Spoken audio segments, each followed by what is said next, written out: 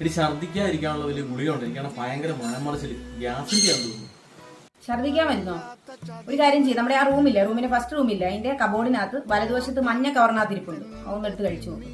ഭയങ്കര വലിപ്പമുള്ള ഗുളികയാണ്, ഒരു കമർപ്പുണ്ടായി, കഴിക്കാൻ ഒരു പാട്. കമർപ്പുള്ള ഗുളികയോ? ഏത് ഗുളിക സുഭാഷിന്റെ അടുത്ത് കഴിച്ചപ്പം? നീയല്ലേ പറഞ്ഞ മഞ്ഞക്കവറിനകത്തുള്ള ഗുളികയാന്ന് പറഞ്ഞത്? എന്റെ പൊന്ന് സുഭാഷ്, ആ മഞ്ഞക്കവറിനകത്തിരിക്കുന്ന അച്ചാച്ചിരിയാ നെഞ്ചുവേനയുള്ള ഗുളിക, അതാണോ എടുത്ത് കഴിച്ചത് നിങ്ങള്? അമ്മ, അച്ഛക്ക് ഇനി നെഞ്ചുവേന വരുവാണ് ഈ ഗുളിക കഴിച്ചോണ്ട് കുഴപ്പമില്ലേ? സുഭാഷൻ പേടിക്കണ്ട, ഒരു കാര്യം ചെയ്യും, കൈ വായിക്കാത്തിട്ട് ഛർദ്ദിച്ച് കഴിയുമ്പോ ആ ഗുളിക അങ്ങ് പൊക്കോളും. അല്ലെ ഇപ്പൊ എന്നാ ചെയ്യാനായിട്ടാ?